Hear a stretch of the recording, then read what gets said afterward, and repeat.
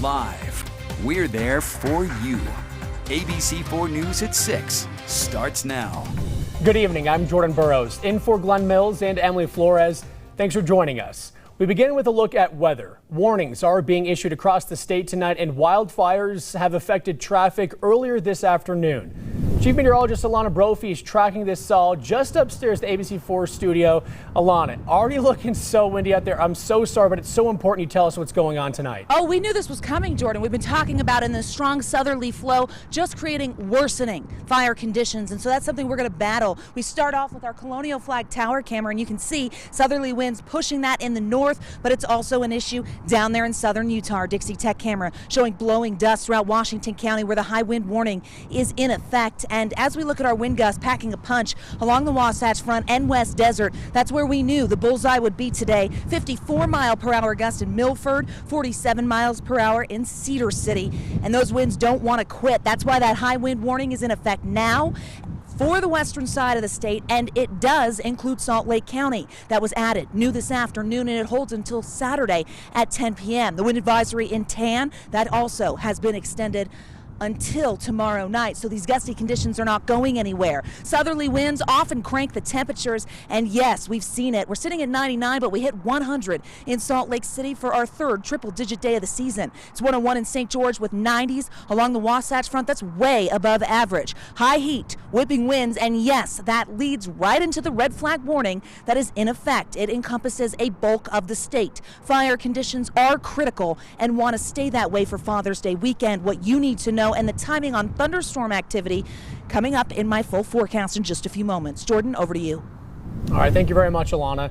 New fires are burning in Utah, and winds are quickly spreading the flames. The Barney Wash fire has burned through at least 40 acres near Copperton Mine in Salt Lake County, and the Lakeshore fire conjoining with another fire that's scorching close to 400 acres. ABC4's Lena Takata is live in Tooele, keeping an eye on the fire. Lena, what have you seen so far? Hot, dry, and smoky conditions here in Salt Lake County, where fire officials say at least 3 fires started along I-80. Now joining us here is the PIO with the Unified Fire Department, Aaron Lance. Thank you for joining us. Tell us a little bit about the fire that was here today.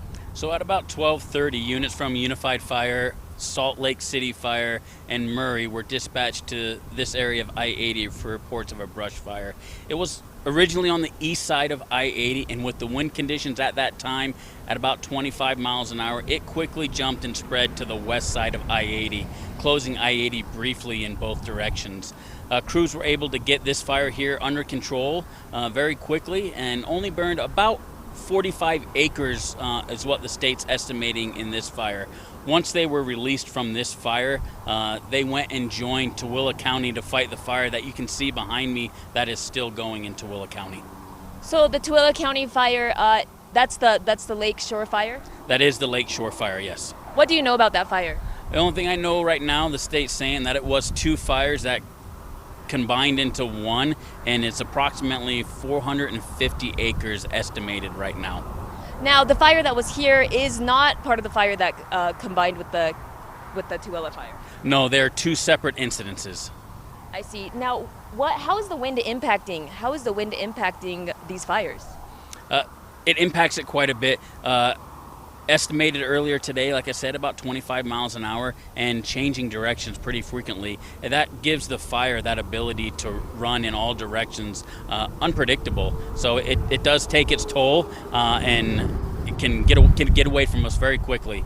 Thank you so much. And we'll have more on this story tonight at 10. Live in Salt Lake County, Lena Takata, ABC4 News. Okay, thank you very much, Lena. A 19-year-old is behind bars accused of posing as a 15-year-old and luring kids into his car to perform sex acts. Arresting documents say on one occasion, Riley picked up a 13-year-old girl, forcing her to engage in a sex act in exchange for vape products. Records show the same thing happened again with the 12-year-old girl. After issuing a search warrant, police report finding messages on his Instagram offering people weed in exchange for explicit photos or to meet up. We've coined that phrase stranger danger, and it's for a reason, because it's very easy to remember. Just understand that, not everyone out there has always got good intent. Again, Braden Riley faces charges including human trafficking of a child, sodomy of a child, and sexual abuse of a child. A man last seen on June 11th is now considered a missing person. This is Jesse Lee Fredrickson. Summit County Sheriff's Office says he was last seen just under a week ago in the Camas area and later that day in Box Elder County. Police say Jesse is 52 years old and is about 5 feet 6 inches tall, and he drives this truck. It's a white 2006 Ford F-150. If you have any information, go ahead and call the number there on the bottom of your screen. For the first time, a zombie-like illness has been confirmed in Salt Lake County deer. This is according to the Division of Wildlife Resources. It's actually called chronic wasting disease, and it was first found in Utah back in 2002. The disease impacts the brain, spinal cord, and tissues. It's a death sentence for big game animals that contract it. Symptoms include a super skinny appearance, droopy ears, excessive drooling, and a lack of coordination. Chronic wasting disease can spread quickly and easily. The small, quiet community of Daybreak is dealing with an issue gaining national attention. Neighbors tell us a bird has been terrorizing them for weeks. Here's how they told me they're dealing with what they call Gangsta Goose. We are being held hostage by this goose. He sits only about 18 inches off the ground and weighs maybe 10 pounds. Here he comes, here he comes, here he comes. Oh my gosh, that's almost... But those metrics don't matter when Gangsta Goose is on the loose. I hear him squawking. Oh, there he goes. Whoa. Oh my gosh. One morning I came out and the duck began terrorizing me, and I ran back to the house. One of my shoes came off. At one point on another event, I almost broke my arm on my porch. John and Narlene Kanan say the goose staked out in their backyard for weeks and frightened them and their neighbors. Here comes the next victim. This isn't going to end well. It took almost a week for them to realize what was going on. We now know how to get out of our house. As you can see here, John would wear a snowsuit and a motorcycle helmet and also carry a large umbrella just to scare off Gangsta. It might have been a little much. I started to see my ancestors. He'd come in for your head. Like he literally comes for they your dive, head. They've dive bombed. But that all changed after the couple figured out the goose's motive. Once I understood his mission and what he was all about, I started appreciating him. By the time he left for the lake a week ago, I literally was so sad. I missed him. I cried, actually. I really did. Neighbors know him as Gangsta Goose, but he's become Protective Goose. Take a walk with me and we'll show you the goose now. Instead of charging at people, he's now watching over these ducklings carefully in Daybreak. Gangster became kind of a symbol for us. The Kanans, who have been married for 13 years, says Gangsta Goose was one of the best things to happen to them, and they hope this learning lesson resonates with everyone. From refusal and resistance to recognition and respect. Finally, I started to realize, in this world right now, it's easy to dismiss people. And if we just take a moment to look a little deeper, we might see a goose trying to protect a duck and her eggs. I love Gangsta Goose. That was a good goose and a good learning message too. The biggest show in town is happening tonight and tomorrow up at Rice Eccles Stadium. Of course, we're talking about country superstar Garth Brooks. He's returning to Salt Lake City after only 11 months after his 2 sold-out shows. Thousands of people are expected to pile into Rice Eccles. Both UDOT and UTA say you should plan ahead for delays. To help, UTA is providing extra tracks, services, and free rides this weekend. Still ahead, it's Founders Day for ABC4 Utah, how our team is giving back. And the Utah Jazz unveiled their new jerseys for the upcoming season. Wesley Ruff will have that story coming up later in sports. And you're taking a live look at Iron County, where southerly winds are pushing those trees. Our Southern Utah University Network camera showing that off. Hey, it's Father's Day weekend, and we've got several weather threats that you're going to have to battle if you're headed out and about with Dad. What you need to know in Utah's most accurate forecast.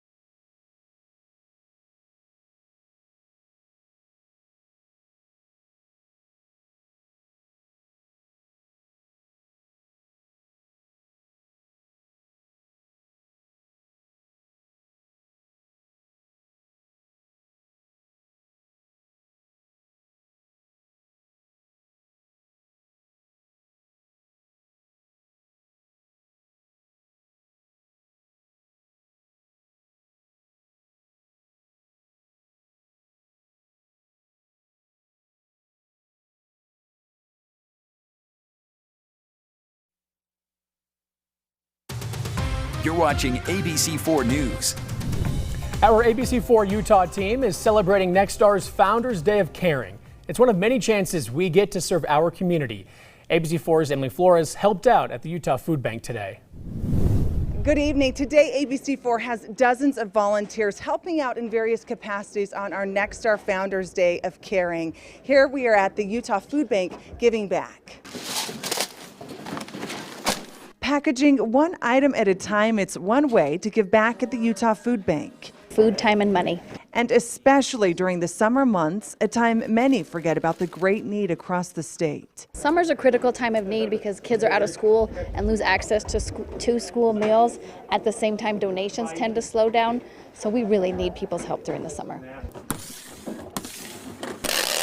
As a station at ABC4, we are committed to being there for you. And today, commemorating our parent company Nexstar Founders Day of Caring, we are joining the thousands of Nexstar employees across the country and volunteering at various community service projects here in Utah. While dozens of ABC4 employees sorted food for distribution at the Utah Food Bank, others filled a need today working with Best Friends Animal Sanctuary, building cat shelters. We provide these to community cat caregivers who have a colony that they're managing of community cats.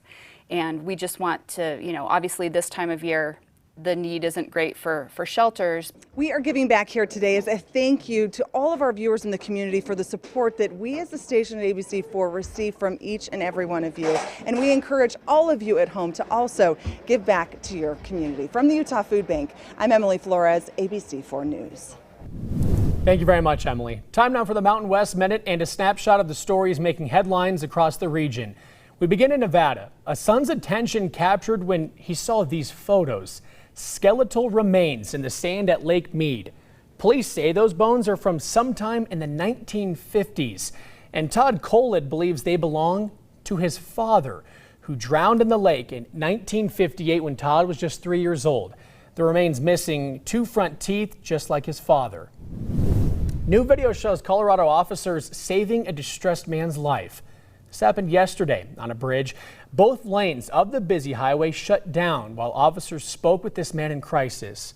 Finally, officers were able to pull him up to safety. And now in New Mexico, the Calf Canyon Hermit's Peak fire saw another jump in acreage, growing 1,500 acres in the last 24 hours. It's now burning 336,000 acres total. The containment is up slightly to 72%.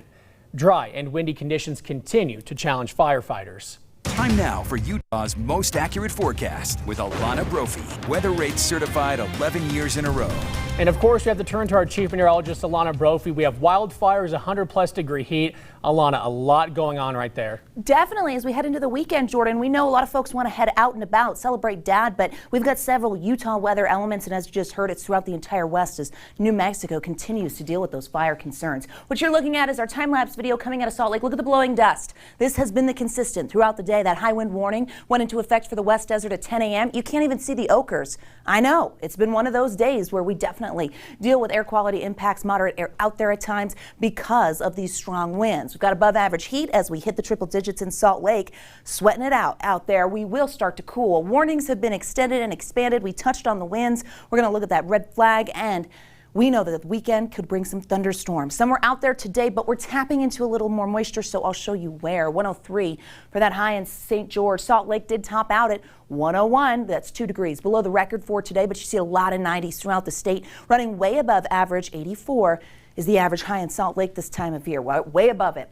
Very hazy conditions as we take that live look from Oak City. Not a surprise. Juab, Millard counties dealing with clouds of dust, which we saw earlier today, and that holds on. Highest wind gusts 60 miles per hour in Milford. Whew, packing a punch in Cedar City. St. George all the way up to Wendover, where the warning's in place, but Salt Lake, Provo, Castle Country, Moab, Hanksville, very big numbers coming out of there. Southerly flow means business, and it's really intensifying with our atmospheric setup. High wind warning holding steady, extended into Salt Lake County. We've got that wind advisory for northern Wasatch Front area, Utah County, the swell, San Pete and Sevier Valleys, and then down south, St. George in the high wind warning.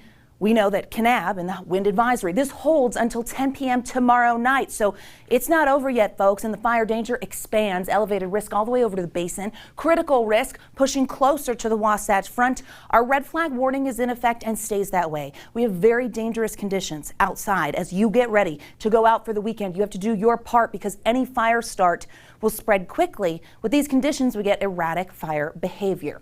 Area of high pressure to our east, low pressure pushing in with the front on the way. You notice those storms moving from south to north. Hello, monsoon flow. Now, we did see some dry thunderstorm activity, but we tap into moisture as this system dips into the beehive state. That's going to bring an influx of moisture potential, and so storms into tomorrow will definitely pack a punch. Right now, quiet out there. We're seeing it really towards Grand Junction and right over the state line, but don't rule it out in the basin or near Blanding of a dry thunderstorm. We did have that possibility of flash flooding in southeastern Utah. This holds for tomorrow. This is what it looks like today, and the same risk for your Saturday. Zion's dealing with wind.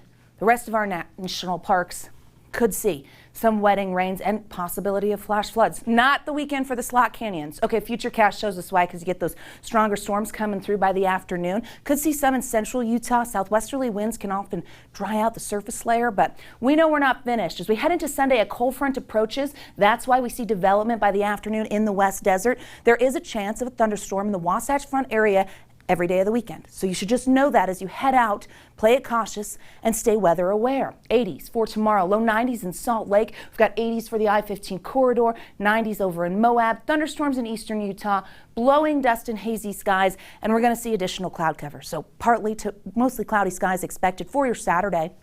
90s turning to 80s in St. George, backing off the heap, but blowing dust holds on. Father's Day will be lovely in St. George if you like wind. We start summer on Tuesday, the solstice. Here's a look at your Father's Day conditions statewide. Several weather elements in effect with a steady decline on the temperature front no matter where you are. Isolated chance of a storm through the weekend. Cooler following the cold front that slides in on Sunday. Starting off next week, pretty cool summer, mid-80s, near average, and then the 90s come back. What do you like? Because we're giving you a scoop of everything. Stay careful out there if you're headed to the outdoors. Jordan, over to you. Okay, Alana, now we got to turn it over to sports because the Jazz are going back to purple. Yeah, you can't make it out of the first round of the playoffs, so let's change colors, right? Yeah, they say the only thing that's constant in life is change, and Jazz are changing we don't know if they're changing personnel yet, but we do know they'll be changing their uniforms next year. The Jazz released the new uniforms for the upcoming season. They're bringing purple back.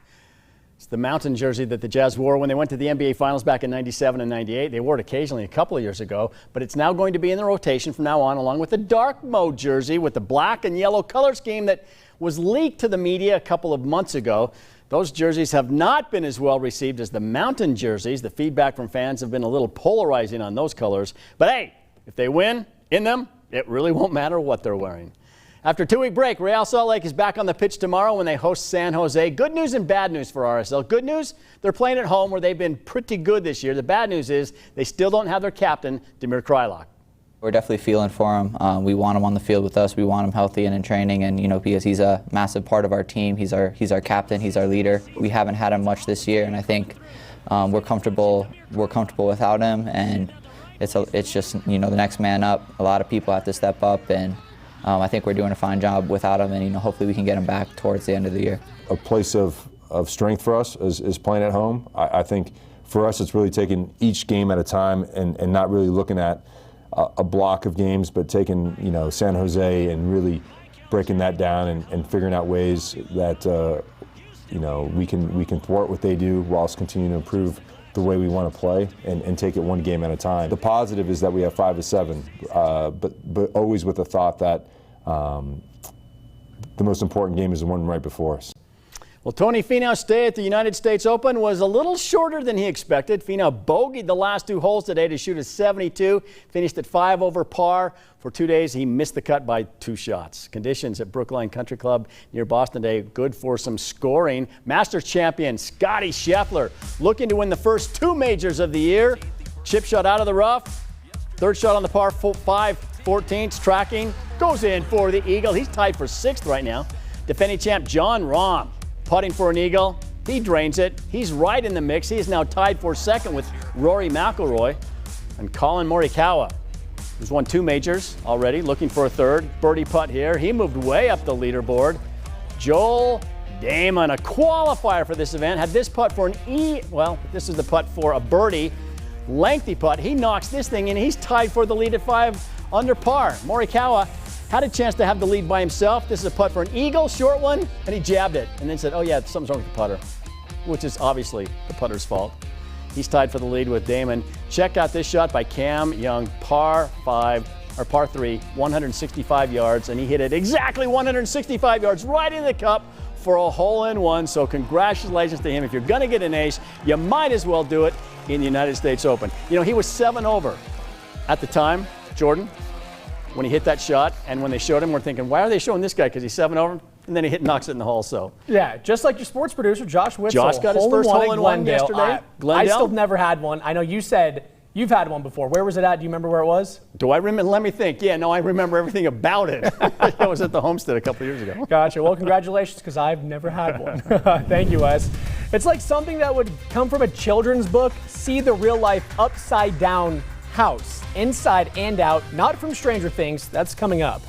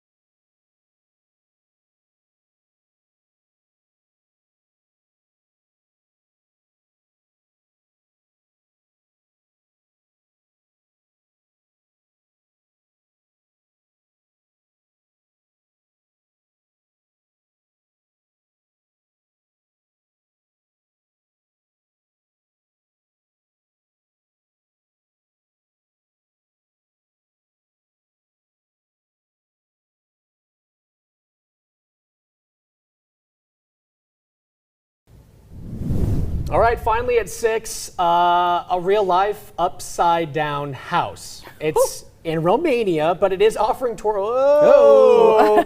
Turn your heads upside down if you're watching at home. They didn't spare any detail here, though. Along with the house, there's a whole adventure park of unique and crazy fun. The creators are hoping to add other wacky installations that will attract national and international tourists. So, Alana. Yeah, I know, right? Happy Father's Day this weekend. Definitely. Okay, I have to tell you, in that video, they flipped it in the bathroom. The one room I don't want that to happen. Okay? Hey, Father's Day weekend brings a couple of weather elements. I hope that you celebrate safely. Be careful if you're headed outdoors. The winds are brutal. This is our number 1 dad. Yeah! I think I was Happy Father's Day, everybody. number 3 or 4 on the list. We'll see you at 10 o'clock.